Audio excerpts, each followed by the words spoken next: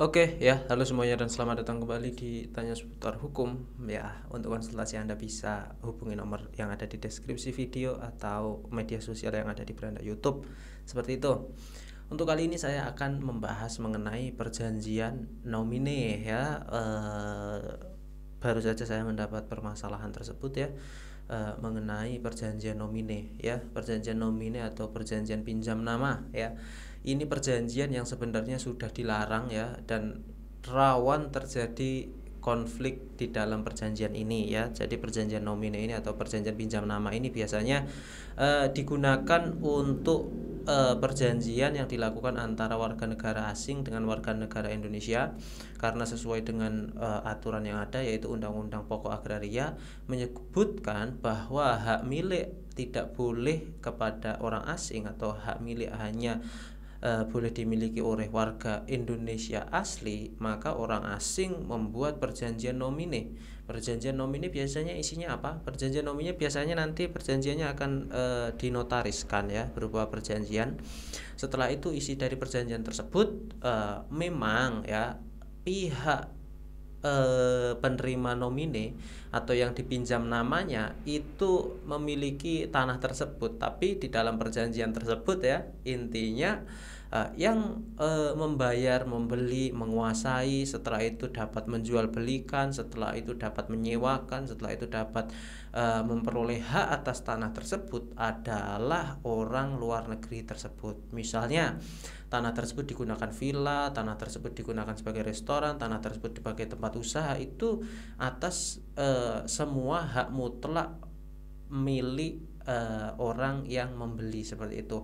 Walaupun nama tanahnya adalah pemiliknya orang Indonesia, namun diikat dengan perjanjian tersebut sehingga seakan-akan namanya saja yang digunakan atau boneka saja orangnya, tapi untuk semuanya ya, untuk semuanya pengurusan tanahnya dan lain sebagainya digunakan untuk apa, pajaknya yang bayar tetap orang luar negerinya atau orang asingnya dan lain sebagainya, itu orang asing, seperti itu. Mutlak miliknya orang asing, hanya pinjam namanya saja, nanti yang memiliki nama hanya diberi keuntungan berapa persen atau seperti itu ya.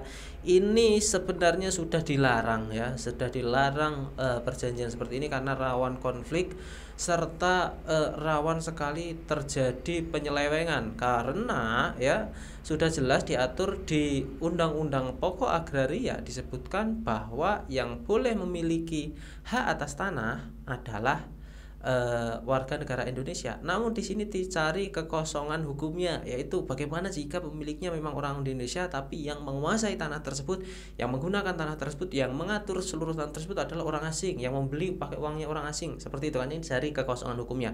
Oke, sehingga ketika seseorang ini membuat perjanjian ini, perjanjian nomina ini, dapat disimpulkan syarat sah perjanjian sesuai dengan pasal 1320 Kitab Undang-Undang Hukum Perdata mengenai syarat sah perjanjian, sebenarnya ini tidak terpenuhi, yaitu sebuah kausa yang halal ya, salah syaratnya ya, syarat subjektifnya atau syarat objektifnya di sini tidak terpenuhi, karena di sini ada penyelundupan hukum atau di intinya pengen cari kesalahan di mana sih sebenarnya kekosongannya, dan mau dicari ada itikat buruk. Oh ya, ini di sini ternyata ada celahnya. Oke lah, kita mau bikin perjanjian seperti ini saja ya, walaupun namanya itu orang Indonesia, tapi ayo kita bikin perjanjian seperti ini. Oke ya, jadi permasalahan ya ketika yang dipinjam nama ini baik ya, karena perjanjian nomine ini sangat merugikan sebenarnya.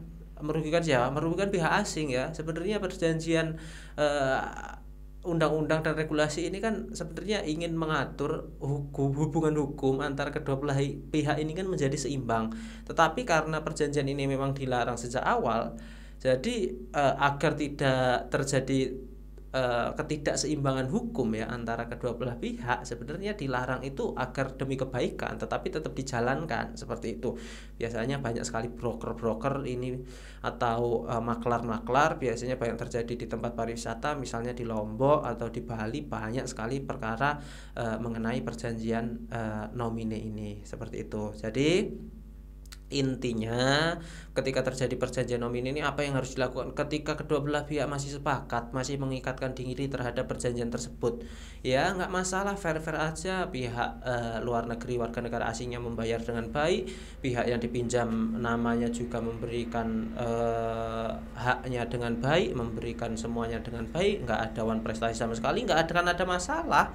Tetapi ketika terjadi masalah ini nanti bakal ada kerugian dan rawan sekali terjadi masalah karena merasa loh, saya nggak beli tanah ini tapi kok namanya atas nama saya, jadi saya bisa menggadaikan, bisa menjual, bisa dan lain sebagainya. Seperti ada timbul pemikiran seperti itu, ini kan atas nama saya, kenapa kok haknya saya cuma dapat 10% atau 5% dan lain sebagainya.